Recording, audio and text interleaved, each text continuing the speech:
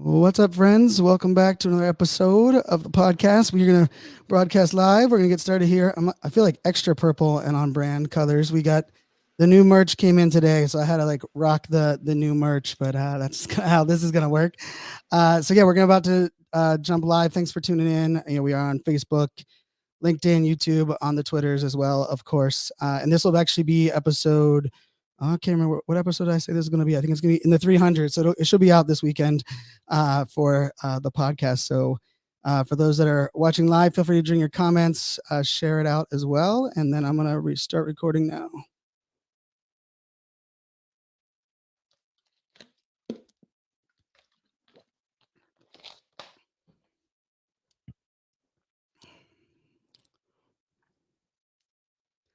What's up, friends? Welcome back to another episode of NFT 365. And, as not only a diehard sports fan, diehard Steeler fan, it's kind of cool to see how the world of Web3 brings us all together in all creative fashions and allowing us to, build community, connect, and, funny enough, I like to say shrink the distance between us and those around us. And let's face it, I think the pandemic taught us a lot about the need for connection, the need for kind of finding our people. And I have a fun guest for us today who I was cheering for in person in the stadium in Pittsburgh, and now who's been all in on Web3. And we're gonna have a fun conversation about what he has going on. Before we do that, got to give a shout out to our sponsor, Crypto Business Conference happening in beautiful San Diego, October 9th to the 11th. We are going to be there full in. If you want to learn Web3, Metaverse, NFTs, all of those great things, I'll be your keynote speaker opening day on day 2. Lots of great lineup. We'll talk a little bit more about that at the end of the show. And, as we're recording this is actually, episode, 299 in a row. That's 299 days in a row. And of course, we're buying an NFT every day. And we are doing a throwback of, our NFTs, kind of like a tribute to the NFTs that we, kind of purchase along the way. And that's always been a lot of fun because it allows us to kind of tap into, our project as, we are minting one every single day for a year. Of course, holding all of them and then selling them as one mosaic on November 11th. And we're going to throw back to 275, which was actually back on August 13th. And we minted BalloonTown.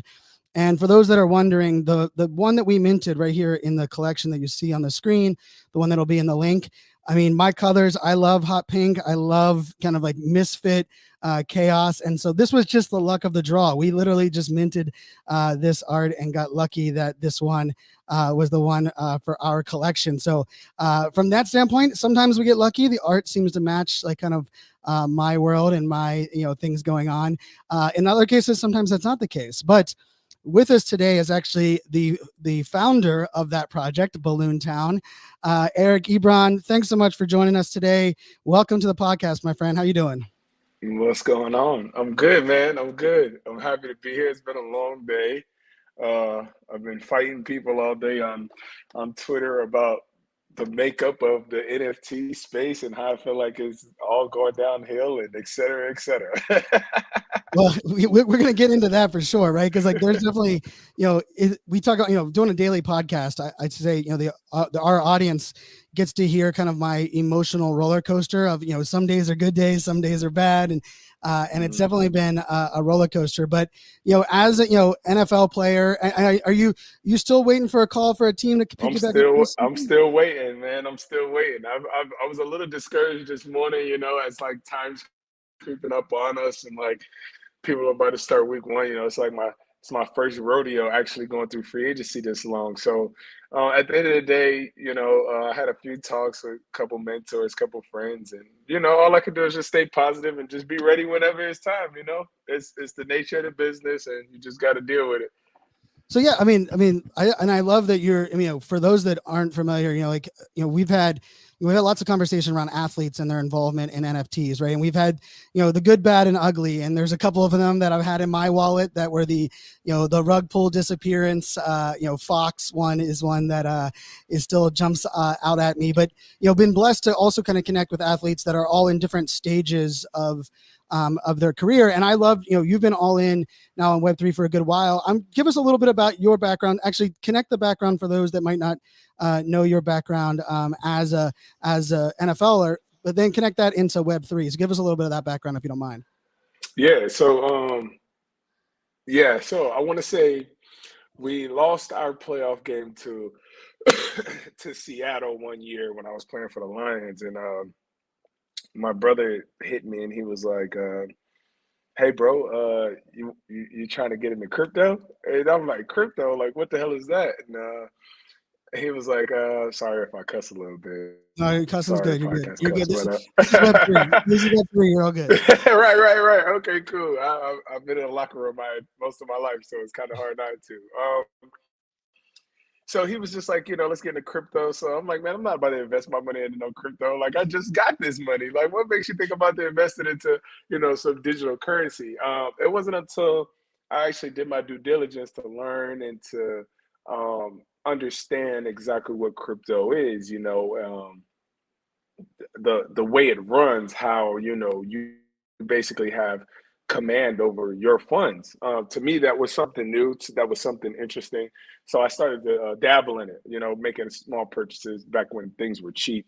And then it wasn't until about a year. I feel like it's been like 3 years the way I've been so into crypto and NFTs now. But it was about a year ago.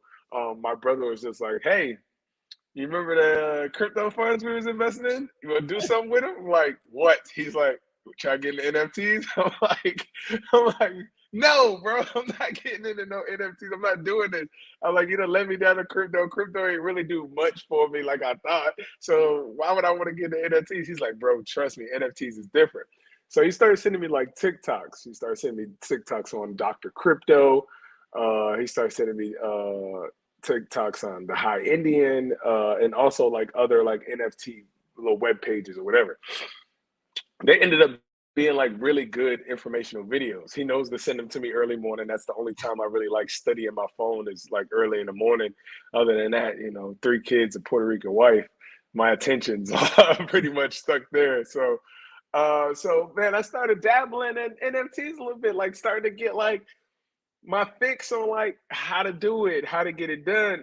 Then I end up actually texting through DM the High Indian, who's really big into like informational videos on TikTok, has like over like 1 million followers or something on TikTok for his informational Web3 videos. So I get into it through DeFi gaming. So I started doing like DeFi Kingdoms. I started playing Chubby Valley, start getting into these things. And he was like, "Hey, bro, I think you could do the NFT, like, like the art form of it and start. I think you learned enough to, DJ and play if you want to or invest how you want to, whatever." So he started showing me how to, properly set up MetaMask and all of these different things. And once I started getting into communities, that's when I fell in love. So we became boys. I invited him over for dinner a few times. He hangs out at my house a couple times.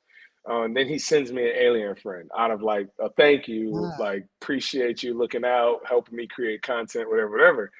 Once I got a hold of the alien friends community and they got a hold of me, I was like, "Oh, this is what NFTs is about." And then from there, it kind of was just like, I never stopped. I love that. I think everyone needs that like project, right? That's that give you that aha, right? It's like oh, wait a Mhm. second. This is, much more than digital currency, much more than just a photo or an image. But, like there's also that part, you have young kids, 8 years in the NFL. Like you said, you're, still, hopefully getting picked up, soon on that side. Right. I'm curious, like from, you know, as you were kind of jumping in, were there other players around you that were also in on the NFT side? Like, was there others like kind of like Yeah. in your direct influence that were there as well? Yeah. So in my locker room, Terrell Edmonds had an alien friend and Taco Charlton had an alien friend. And I had no idea what the hell they were at the time. But now I realize what they were rocking as their PFPs, and now it makes total sense to me. And they were rocking them when ETH was 40, or when ETH is one ETH. Yeah, they were rocking them when ETH was 4,500, and they had invested into it when it was low, and it came up on for them, and they were hype about it, man. At the same time, that was the point of time I knew nothing about it, but it still piqued my interest just seeing people understand what they were getting into. Yeah, I love that. And I was in Alien Friends. I think on day 2, I happened to jump in on that project, and it is it's a vibrant community. It is a very not only diverse group of humans, but different opportunities for Alien Friends has a really fun community component of it, but it's also one that has been here since the jump. And so one of the things we preach here on the podcast that there's a lot of people that have great ideas for great projects. Especially those that have audience or celebrity or athlete fame. But the thing I preach is, be a collector before you're a creator. And you, my friend, have done that. And talk to me, go from getting a little bit of that aha Alien Friends to, hey, BalloonTown is something that we want to create. Talk to me through that. Yeah. So like you were saying, creator, I got my wallet pulled up right here actually. So like I started investing, man. It went from Alien Friends to understanding what Alien Friends was going to be about. Got to meet Mason, the artist. I got to meet Sean, one of the co-founders. They just brought me in, and it really helped me understand community building.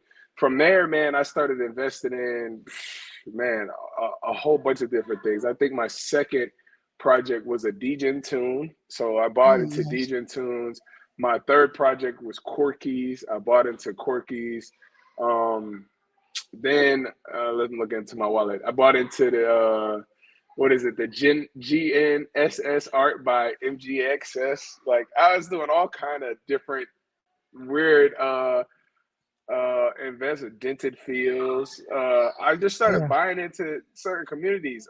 Then it led me to Three Landers and all these different ones, man. And I just started realizing that different communities run their different ways. Different communities have their different ways. Different, and essentially, I started treating them like and understanding that they became individual businesses. Dead Fellas, all these different ones that I own now. I started to realize, this is like McDonald's, Wendy's, Burger King, et cetera, et cetera. They all have something that they offer that's good. It's just what do you want to be a part of? And if you have liquidity to be a part of all of them and understand what you're investing in, then I think it's great to be a part of all of them. If it's artistically appealing to you. Because another thing that I jumped into NFTs was.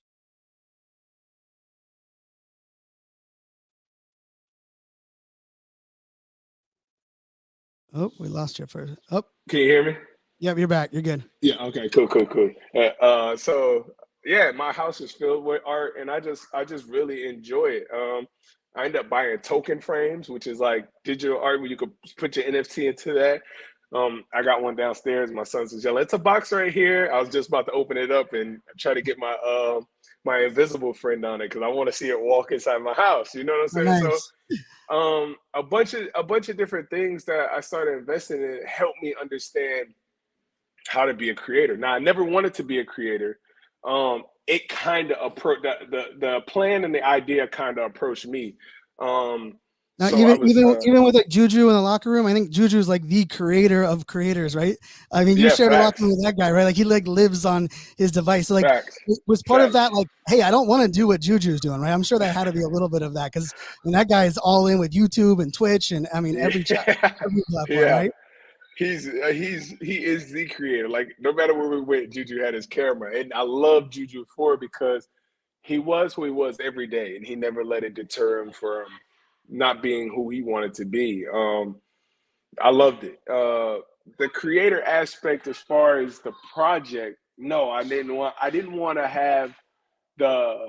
Let's see. I didn't want to have so much responsibility over a community like that. That wasn't never a thought of my mind. I've always just wanted to invest, be like a figment in other people's communities, be like a staple, like a low key staple of other people's community. I never really wanted to do a project, but one of my best friends is an artist. He's a tattoo artist, so it was like, hey, bro, can I show you something? I'm like, what do you want to show me? I'm getting a tattoo on my leg for my kids. I got 3 boys, so I started doing their little portrait on my body. He was like, man, I want to show you these things I've been drawing. he said these digital pictures, and I'm like, you do NFTs? He's like, I don't do them, but I want to. And I was like, look, if we can figure out a good starting point, we could do it. So, man, that's where the story. That's what got me here. That was the birth of BalloonTown, right? And Yep. I mean, and I'll just say, like, from afar, and I just got to give you a lot of props, like the hustle component of, like, you all in as a collector, right? But you were also you were very vocal, very visual, in showing up and supporting and the projects that were your PFPs as well, and all the while, like, I remember seeing, across the sports ticker, right? Like, is Ebron going to get picked up for this team as a tight end? And, I remember that as I was tracking BalloonTown, and I was like, man, there's like that, like, interesting balance you had there of, how that's going to come to fold. And then the kind of launching the project. I mean, you were hustling every Twitter space, every post. Talk to me a little bit about, so you had the idea, tattoo artist. Hey, I mean, and the art, for those that haven't seen BalloonTown art, I mean, it is pure fire. I meant what I said about the one we minted for our collection. There's not many. We're buying an NFT every day for a year, and we're keeping them all. And so for me, I have a little bit of an emotional connection because I'm buying them, and putting them in this wallet. And there's not many that I'm like, I want that one myself back when we sell the collection. And the one we minted for BalloonTown is one of them. It just is like, it was like kind of spot on to what I love. Talk to me a little bit about, okay, from that idea, like from you're a collector, you got the ideation of the project. Now you're like, hey, we're going to have to launch this damn Discord. We're going to have to figure out this, like, mittens side. Talk to me a little bit about that business. Man, you PTSD. Man, so it started with us generating a story. I felt like anything that's successful has to have a good story or a good slogan. You know what I'm saying? Look at Nike, it's just do it. Or you look at let's say BAYC, for example. They have a great story on how they started, what they were thinking of. It's just so real. I just wanted to do something that, well, me and my artists, we wanted to do something that, one, people could resonate with. So balloons, no one's done balloons. They're at every kid's birthday party. They're at every adult's event. Balloons are just something that everyone can attach themselves to. The next thing was creating a story on which everyone could, again, attach themselves to. So, balloon animals get captured by cyberbully bots and put inside of a cyber zoo. The balloon bear, being the first released animal, his objective is to free the other balloon animals from the cyber zoo. So the storyline we got about it, if you go to our website, we have an entire 4-scene video on exactly how he broke out of the zoo, et cetera, et cetera. So our whole thing was creating a dope storyline. From that storyline, we already knew artistically what we were going to do. We were going to create swaggy, cultured, new bears that could resonate with everyone. The colors, the outfits, the swag, the traits. We just wanted to do something that spoke to people. And I feel like, launching in this bear market and doing the numbers that we've done already, I think is doing exactly what we want for people to do. Now, obviously, we had no intention on selling out. Things are just awful right now for the crypto market, for the stock, for any market, the housing market, any market right now. So, but through all of that, we knew that if we were to continue to build through the tough times, we would reap the rewards of the good times, because people would then.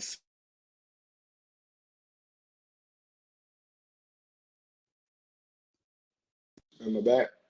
Yep, you're back. Okay, sweet. Oh,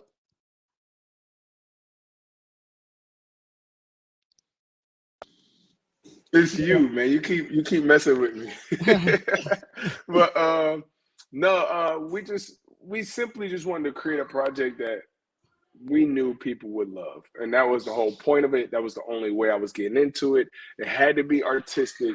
It had to be something that people would love, and from there, we knew we would have something that was respectable within the space. so I'm gonna have to ask. I mean, your brother had to be like, "I told you," right? Like, did your brother give you a whole bunch of "I told you so"s there? I Oh mean, man, like, yeah. I mean, Yeah, I was in that Twitter space that night after when you guys launched, and yeah, you had like there were some tears in my eyes there. I loved yeah, the family component. Talk to me a little bit about that and kind of how. yeah, man. So yeah, so during our mint process, obviously you can try to you can try to do everything possible to make things successful and as safe as possible. I mean, take the Utah, for example. They had a network error. They had all kind of different things that went on. And for us during our mint process, we had a hacker. So through the last bit of our, I guess, our collaborations that we were doing with a couple projects, I guess one of our managers or mods in the Discord obviously clicked a bad link. Somebody embedded themselves in our Discord a week before the mint, and as soon as we were minting, he had our. Oh, I'm coming back. Yeah, very strategically planned hacker. So when we were doing the mint, you know, he looped his way into a bunch of different channels in our Discord, and he took about 30, 40 something $1,000. Cool, understandable. We oust the hacker within 15 minutes, which I really commend the strength of my team to be that good. And I mean that's awesome. Most people that get hacked, like yep. Bored Ape, wasn't even able to get their page back for like a day or two. You know, and I'm not. That's not a shady comment. That's just saying how good and how well my team works together. Um, so yeah, man. So through that, I mean, my brother, like I tell people, I got a notebook. One day, I'll put it in a friggin' Hall of Fame that shows how hard I literally worked on this project. And my brother saw that. He saw how hard and how many hours and how many days I spent literally talking, thinking, breathing this.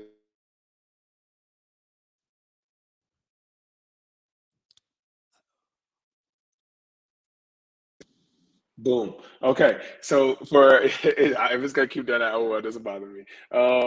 You could cut. Oh, this is live. Yes, I got you. I got you. Yeah. We're good. but but yeah. So to see like how my brother saw how hard I worked, so he just got emotional, man. I got emotional. I'm not even emotional. He's not. This is what really me up.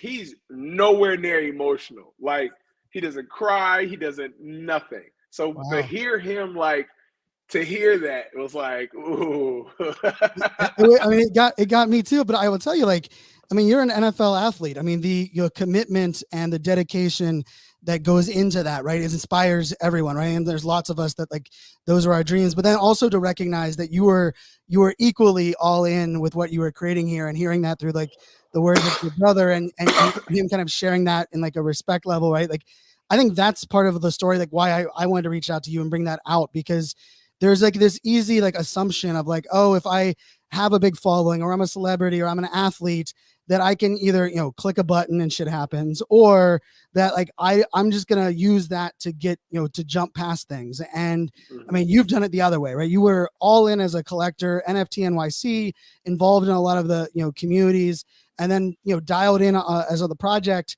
You know, I also, you know, you were very transparent on, you know, as the hacker was going through, like you were demonstrating a lot of the things I think other project founders just have to, you know, you have to own shit happens, life happens. I mean, my wallet got hacked here on this collection, you know, back on March 12th, and I worked I'm on a in cybersecurity for a decade. So, I mean, that's one of those things as well. go blow your nose. Go blow your nose. I love Sorry. it. The kids in the house as well. Yeah. So you launch, you get through the mint day, you know, project, you know, art, you know, the community is thriving. Well, you have a kind of, I'm just curious from a standpoint of like, how did you like kind of think about building the team, knowing there's a possibility today you could get a phone call and have to be on a plane to, you know, suiting up for the NFL. How are you kind of balancing those two Yeah. worlds? Honestly, I don't think that the NFL is gonna deter me away from the NFT space too much.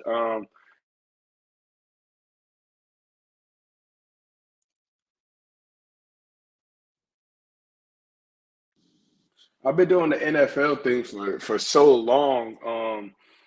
I really feel like, I have that aspect of my life tightened up.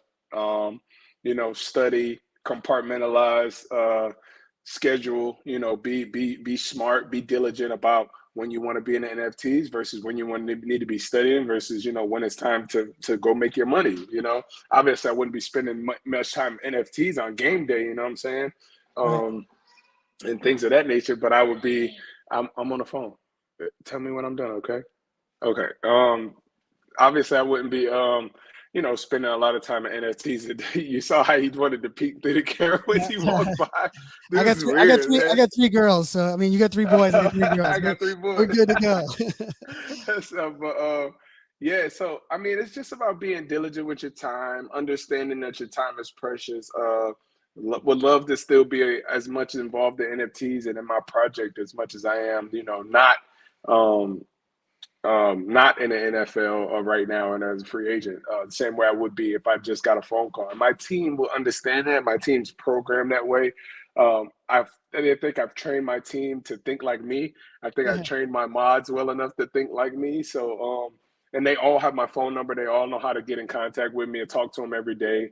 Talk to my Discord, pretty much security guy every day. So yeah, man, I don't think that the NFL will take me away. It's just about me and using my time the right way when I am working and understanding. One of my homeboys asked me this. He was like, how would you balance the two? And I said, well, I would actually have more time to showcase my NFTs in the NFL when I'm playing than I do doing nothing. You know what I'm saying? Now I could wear clothes and when the camera's on in those big games and they're like, what the hell hoodie is that? It's like, yeah, Right. rocking this Alien Friends hoodie, this Yep. BalloonTown merch. You know what I'm saying? I got the chimpers on my cleats, et cetera, et cetera. You know what I'm saying? Right. So there's so much more I can do and continue to onboard people. So like my job isn't done just because I have a job. My Right. job is just now, it's just now starting all over again. I love that. I love that. Well, so you have BalloonTown, but then there's a new one, right? There's a new project that Yeah. you've been involved with. Talk to me a little about spooky season. Yeah, so I have a full-time artist. He's one of my great friends and I can't push him away from not creating art, right? So honestly, I thought we were gonna go to the anime route next. That was our next gig, you know what I'm saying? We wanted to keep things funky, man. We wanted to keep things like going. And then he hit me with the hey man, I really want to pay homage to BAYC. And, I didn't quite, create a derivative, but, it is an ape. And I'm like, I don't want to do that. Like, I don't want to do that. Like, he's like, but look, though, we call it this. And if you actually look at it, it looks nothing like a board ape, but it Right. is just an ape, right? So obviously it's going to be a theme-based project. We're really trying to hit the month of October. Um, once he showed it to me, I was like, this is so artistically fantastic. Like I couldn't even be mad that it was an ape anymore. I was like, damn. All I could say was damn. Oh, that was like perfect timing on the bleep of that one. I was like, damn, man, you really are good. I was like, I don't know how you do this because I can draw bad stick figures. Like I could give you a real shitty stick figure. You know what I'm saying? Like Right. he'll have nice eyes, he'll have broken legs. Yeah, it'd be great. But he can manipulate art and make it so good. I just wanted to help him. Anything he does, my job is to resource his work. Continue to be a resource to his work, continue to do things that's going to benefit our project.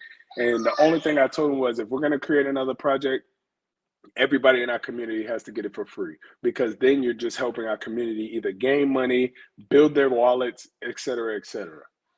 Nice. I like that. I like that part as well. And I'll tell you, as soon as I clicked on the artist's IG, I was like hooked on all of his tattoo work is legit. Like it's Fire. really good, some really good work there. And I love kind of like that synergy, right? Like, one of it being born into like that artist and, community component, but also, adding different artist art, components where you're paying homage. We started off talking a little bit, at the very beginning about like just the market, right? So you launched, balloon bears. We got BalloonTown with balloon. You got bears in a bear market, right? And then we also have just a market that is, is all over the place. Like I think I had 2,000 failed transactions last night, minting my Utes before I finally. It was like 11:55 last night. It went through. We have Ledger with the bricks coming up, soon as well. There's one of these. It's an interesting market, right? Where some projects are holding off, not launching at all. Some projects are failing at this point where they didn't kind of plan to survive this whole time. How are you looking at the market? You launched a project, now a second project coming up. How are you looking at it from a creator, but also from a collector's perspective? Yeah.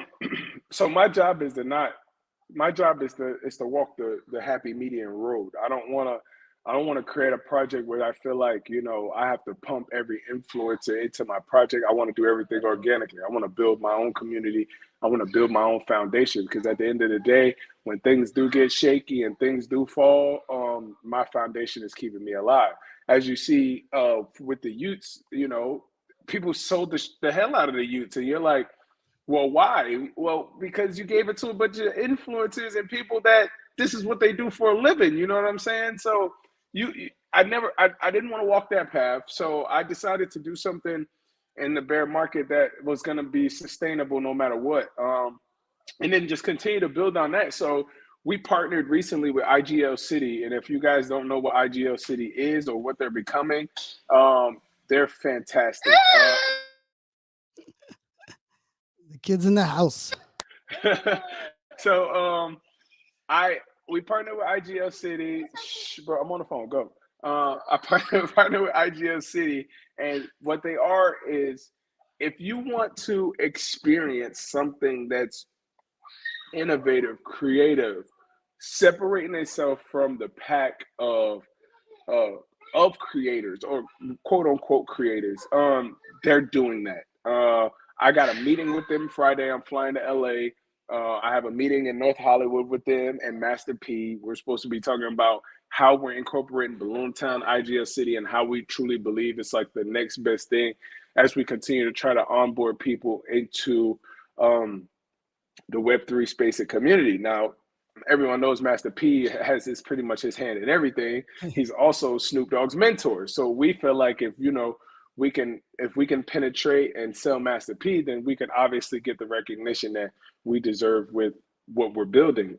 So hopefully that meeting goes well on Friday. And then we also wanted to create another project to help boost the ecosystem that we're eventually building. So not only will Spooky Season just be an October themed project, but in IGL City come next year's October, we turn that whole city experience into a spooky town. And now we already have a project generated for that. So everything that we do with BalloonTown will always pay homage back to BalloonTown. We'll always circle back to BalloonTown. And that's going to essentially be the baby of everything we do.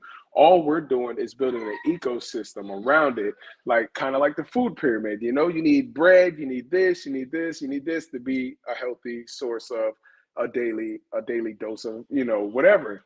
That's kind of what we want to do. We want to give you this, give you this, give you this. And on top of all of that, excuse my language, we're going to be unfuckwittable. That's my word for it. That's how we do it. That's what we want to penetrate. We want to have that persona going on with our project, and we want to do it all through organic growth. We don't want to bring people in our project that's not even doing anything good for the space. They just have a platform that they're using to get people to believe that what they're saying is true, and it's not real, So honestly, we just want to be in the middle of the road. We just want to do what we do, keep it low, let it build itself up, and from there it goes. I love that. And I back in January, like one of the episodes I did was like my prediction for where this space was going. I've been in the early adoption space for a while.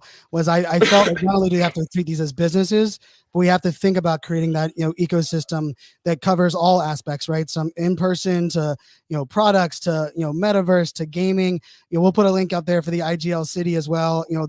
What they're doing as far as building that platform around gaming, I think is it's beautiful seeing a lot of these things kind of come together.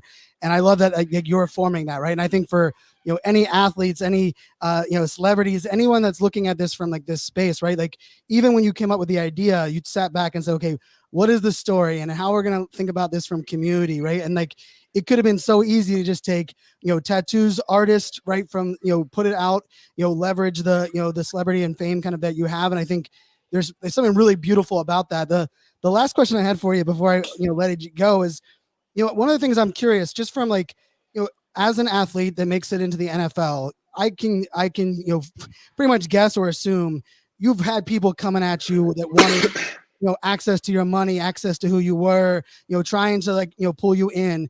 I'm just curious, like in this NFT space, there's a lot of that, right? Like, you have to like see through the bullshit, and then even when you see through it, some of these people are really good at bullshitting, right? Like they are like masters of it, right? How are you looking at that? Because like even now, I'm sure like the projects out there, you're Eric Ebron from a standpoint of you're one of the most active athletes, I think, in the community side of the house. How are you looking at like filtering those that like want you versus like those that you want to work with? Because I think everyone's trying to figure it out, and I think athletes at least have a little bit of a head start because it's been like that probably for your entire career. Man, oh man. Let's say 8 years in the NFL of people begging for my money kind of helped me filter my way through this damn space. Honestly, bro, it's tough because some people have really good stories, man. Some people have, unbelievable marketing schemes. Some people are just natural born hustlers, and you have to be able to filter through each one of these. So simply what I do, man, is I just continue to have conversations with them. One thing that I was taught through my youth years trying to be an adult is the more you listen to someone, the more they tell you who they truly are. So what I do is I have conversations. I be like, you know what, man, I hit you up in a week. And I see if they'll wait that week or if they'll hit me up like whatever, or how do they play that from there. And then, depending on how desperate or how the communication is or whatever, that's like a filter. Or I'll just continue to have conversations where I'm like, hey, call me. You know what I'm saying? I give them a number, call me. We'll have a conversation. And at the end of that conversation, I'll feel that vibe and that energy, because through your words, you're going to tell me what you truly think or what you truly want to be. So honestly, I just continue to talk to these people. I never close the door, because some people might actually be telling the truth. Now might not know how to articulate it, but they're telling what their dream is. They're telling how they want to get shit done. And those people you can feel, those people you can, attest to.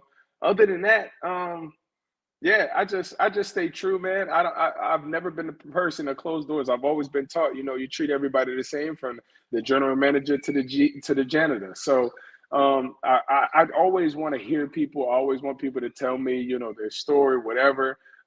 It makes me a better person. I see things differently, but I also get to filter out the BS on what you're telling me. So it's not hard. A lot of practice, and you just go with your gut decision at the end of the day. Well, I can say I'm kind of proof of that, right? Because like you and I got pulled up into a space. I got to tell you a little bit about my story. I was rocking your BalloonTown as a PFP, and I got hit up by a couple of people like, dude, you got to get on the podcast. You got to hit him up now. I was like, dude, he's just learning about who I am. I just celebrated his project. Don't worry, I'll continue to support. And whenever I got the ask, I'll make the ask. I made the ask after showing up in some of your spaces. You said, sure, let's make it happen, and we were able to make it happen here on the podcast, right? And it's Gary V, jab, jab, jab, right hook, right? There's an element of, you have to be able to give and support and celebrate. And I would say for anyone that's out there listening, like, if, what Ebron's saying here, as far, especially from like a standpoint of like, if you're willing to put in the time to listen, to learn, to care, I love that element. And like, to me, that's the favorite part of this whole interview, is that like you're living it, and that's allowing you to see through it. For those that aren't willing to put the effort in, this space is full of landmines and a whole lot of, it is really difficult. So, I tip my hat to you on that side, and you love what, we'll put some links out there for, spooky season. We'll of course put, BalloonTown out there as well. Excited to have you in the collection, but any final words, any last things you want to throw out to the audience before we Man, I'm thankful. Appreciate you having me on. I really did dig the hoodie in the background when we first started. I peeped that first, so nice touch. I'm a big man of swag, so I Yes, like sir. that. I like the light in the back too. I need to get me one of those. So thank you. Honestly, we're just gonna continue to build, man. You know, it's a tough market. I would just advise everyone to, if you're here, understand that this isn't the first bear market. It's probably not the last. Um, you know, we're here in this space because we care. So being genuine, being understanding, and just truly being yourself goes a long way than trying to be other people, trying to act like other people, or trying to understand other people. Um, Understanding that NFTs are more than just PFPs. It's really more innovative than anything that's been created in like the last, say, 10 years, since like the iPhone, really. Because if you think about how much data you get to embed and how much you get to strategically build one NFT, once you understand that, you would truly see the gift of what this is. And you're early. I would just encourage you to stay true to the space, because you're early, and being early is usually one of the best things. I wish I was early in the Amazon stock. I wish I was early in Apple stock. You know what I'm saying? But I wasn't. So, but I'm early in the NFT. So, I truly look forward to this being that caliber, crypto being that caliber. So, yeah, just stay true to the space, man. It'll all pay off. I love it, man. Well, I appreciate you spending the time with us. I think you're living it, and your embodiment of what hopefully, inspires other creators, other athletes to kind of, go down that path as well. And, you're putting in the work, for those that, we'll put the links for, follow, Eric on Twitter. I mean, you're in lots of Twitter spaces, listening and sharing and amplifying. And I think the other part of this, it's funny, like, my daughters, they had their first jersey was a Juju jersey, right? So when he got traded, it was like a little bit tough. And my daughters went to a game last season, right? And the thing that they loved, was when you caught the ball and the Braun, everyone just screamed out, Braun as loud as they could in the stadium, and you could hear that go through. And so when I told them that I had you on the podcast, they were just as excited. They were pumped that someone that we were cheering for. In Pittsburgh. And so, yeah, I hope it's like that weird complex, right? I kind of hope you get picked up, back again, as long as it's not another AFC North team. You don't need no Browns, Bengals, or Ravens with your help. But other than that, I support. But love having you in the NFT space as well, and look forward to following more and connecting more as we go. So I appreciate you, my friend. I appreciate you, man. Thank you for having me, bro. All right, everyone, have a good one. Cheers.